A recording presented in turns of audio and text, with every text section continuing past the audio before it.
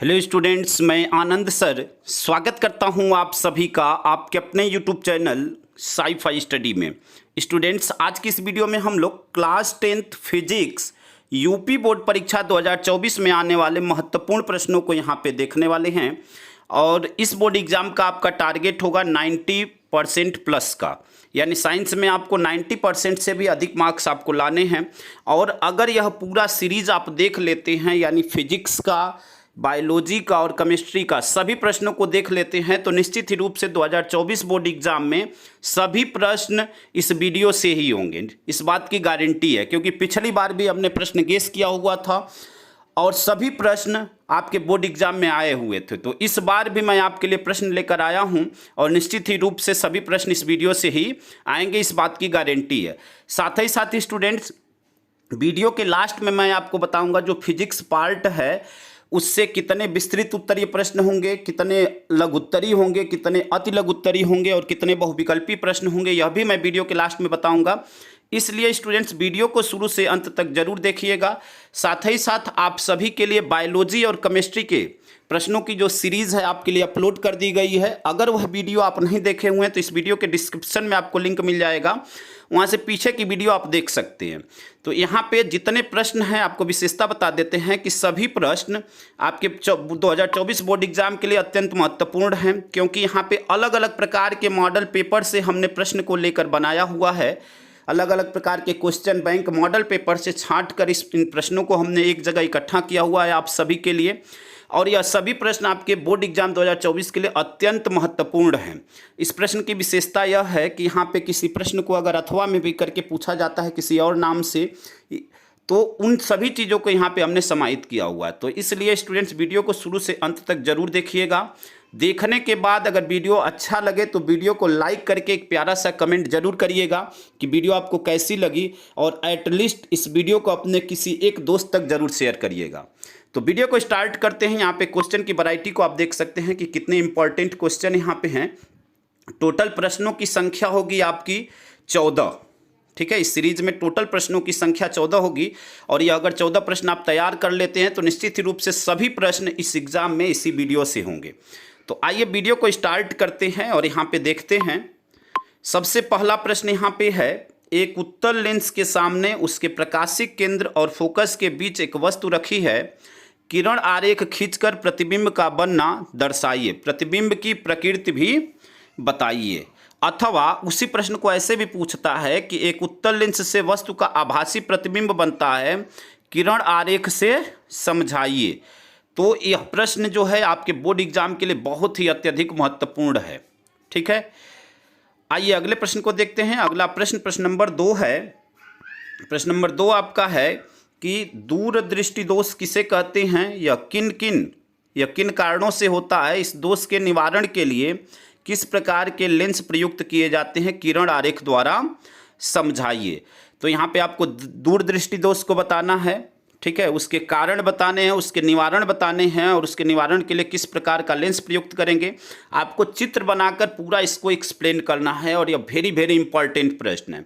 निकट दृष्टि दोष और दूर दृष्टि दोष, यह दोनों प्रश्न आपके लिए बहुत ही महत्वपूर्ण है। अगले प्रश्न को देखते हैं। प्रश्न नंबर 3 है, निकट दृष्टि दोष किसे कहते हैं, इस दोष के क्या कारण हैं, इसके निवारण के लिए किस प्रकार का लेंस प्रयुक्त किया जाता है, किरण आरेख द्वारा समझाइए। तो यहाँ पे भी वही सेम, वहाँ पे दूर दृष्टि दोष, यहाँ पे निकट दृष्टि दोष, और यह दोनों प्रश्न बहुत ही अत्यधिक महत्वपूर्ण हैं। इन प्रश्नों को बहुत अच्छी तरह तैयार करके जाइएगा, पूरा फिगर बनाकर खूब अच्छी तरह प्रिपेयर होकर जाइएगा, और इस बार के एग्ज़ाम के लिए इसमें से कोई एक जरूर आएगा। ठीक है, आइए अगले प्रश्न को देखते हैं। अगला प्रश्न नंबर 4 है, प्रिज्म से श्वेत प्रकाश में गुजरने पर न्यूनतम व अधिकतम विचलन किन रंगों का होता है।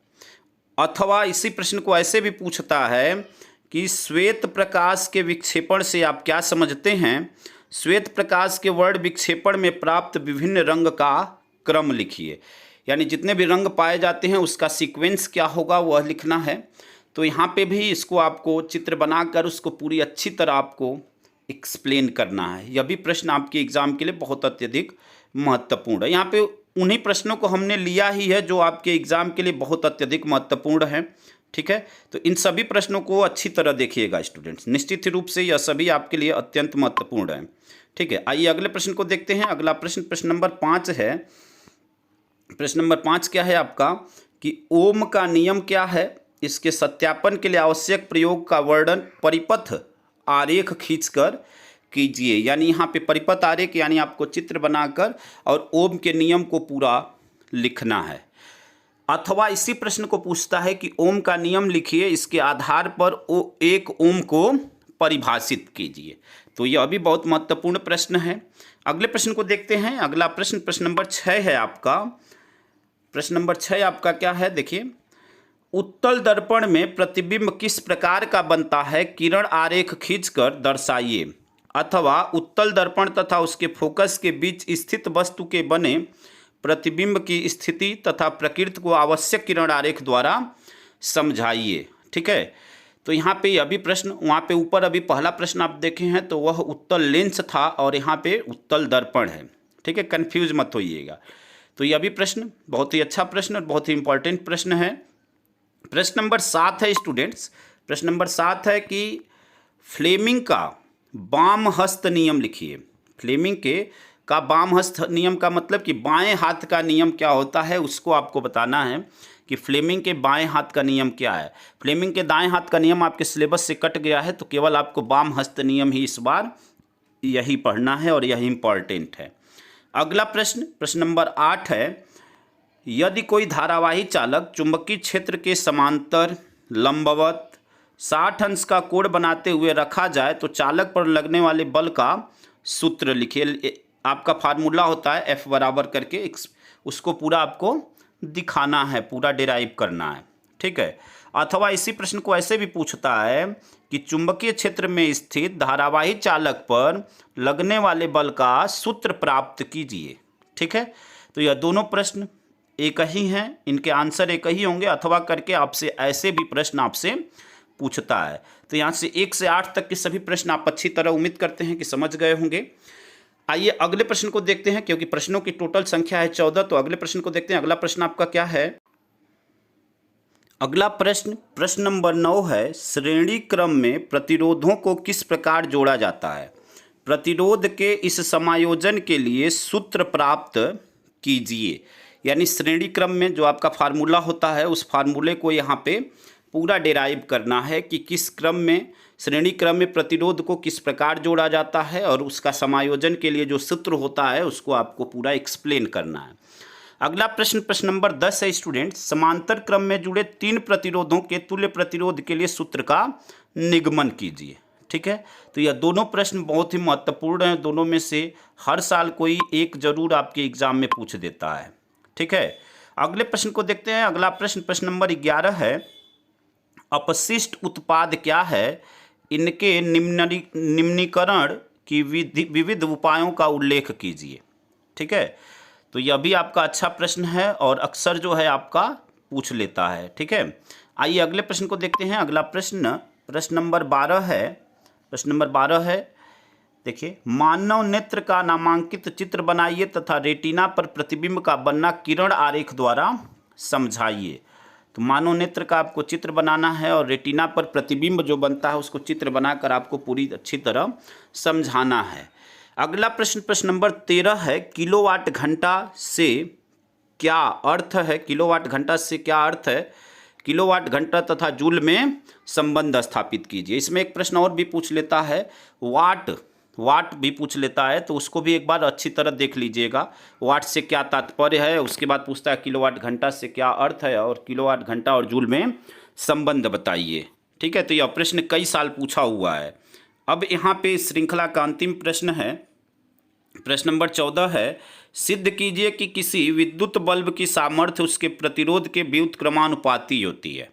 ठीक है, तो यहाँ पे आपको सिद्ध करके दिखाना है कि जो विद्युत बल्ब की सामर्थ्य होती है उसके प्रतिरोध के व्युत्क्रमानुपाती होती है। यहाँ पे फार्मूला होता है, उस फार्मूले को आपको दिखाना है। तो यह आपके टोटल 14 प्रश्न थे जो कि बोर्ड एग्जाम 2024 के लिए अत्यंत महत्वपूर्ण हैं और निश्चित ही रूप से इन्हीं प्रश्नों में से आपके बोर्ड एग्जाम में प्रश्न आएंगे, क्योंकि पिछली बार भी हमने प्रश्न गेस किया हुआ था और सभी प्रश्न उन्हीं आपके बोर्ड में उन्हीं प्रश्नों में से आए हुए थे। तो इस बार भी मैं आप सभी के लिए प्रश्न गेस किया हूं और निश्चित ही रूप से सभी प्रश्न इसी वीडियो से होंगे, आपको बिल्कुल परेशान होने की ज़रूरत नहीं है।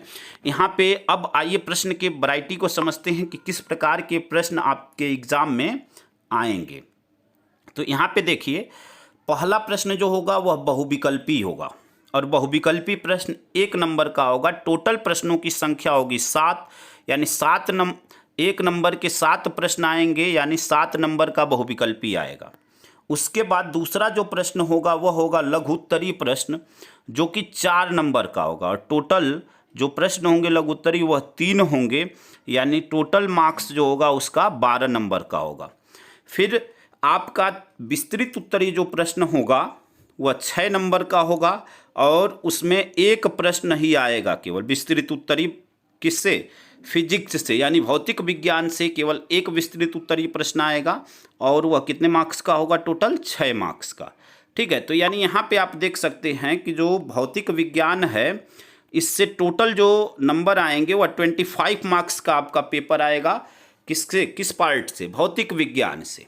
ठीक है, अब यहाँ पे एक चीज़ और जानने योग्य बात है कि आपके एग्जाम में बहुविकल्पी प्रश्न आएंगे, लघु उत्तरीय प्रश्न आएंगे और विस्तृत उत्तरीय, यानी आपके एग्जाम में अति लघु उत्तरीय प्रश्न इस एग्जाम में नहीं आने वाला है और यह सभी सब्जेक्ट के लिए वैलिड है। इस बात को आप दिमाग में बैठा लीजिएगा कि आपके एग्जाम में अति लघु उत्तरीय प्रश्न नहीं आएंगे, बहुविकल्पी प्रश्न होगा, लघु उत्तरीय प्रश्न होगा और विस्तृत उत्तरीय प्रश्न होगा। तो जो वीडियो अभी हमने आपको 14 प्रश्न बताए हैं, उन सभी प्रश्न, जितने भी प्रश्न हैं उसमें लघु उत्तरीय और विस्तृत उत्तरीय प्रश्न हैं। और इस वीडियो के बाद मैं आपको पार्ट वाइज, यानी फिजिक्स का, केमिस्ट्री का, बायोलॉजी का, सभी का बहुविकल्पी प्रश्न भी आपके लिए मैं लेकर आने वाला हूं बहुत ही जल्दी। तो यहाँ पे टोटल या 25 मार्क्स का आपका क्या आता है? फिजिक्स आता है। 25 मार्क्स का ही आपका बायोलॉजी आता है और 20 मार्क्स का आपका केमिस्ट्री आता है। टोटल 70 मार्क्स के जो है आपके रिटेन पेपर होते हैं। 30 मार्क्स आपके स्कूल से प्रैक्टिकल के मिलते हैं। ठीक है, तो यहाँ पे सभी पार्ट का हमने वेरी वेरी इंपॉर्टेंट जो क्वेश्चन थे वह सभी आपके लिए डाल दिया हूँ। बहुत ही जल्दी मैं आपके लिए बहुविकल्पी प्रश्न को भी लेकर उपस्थित होने वाला हूँ। स्टूडेंट्स, अगर यह वीडियो लगता है कि मैंने आपके लिए मेहनत किया है और आपको अच्छा लगता है तो निश्चित ही रूप से इस वीडियो को लाइक करिएगा। एक कमेंट करके ज़रूर बताइएगा कि आपको वीडियो कैसा लगा और इस वीडियो को अपने किसी एक दोस्त तक जरूर शेयर करिएगा और चैनल पे अगर नए हैं तो चैनल को सब्सक्राइब जरूर करिएगा। धन्यवाद। जय हिंद, जय भारत।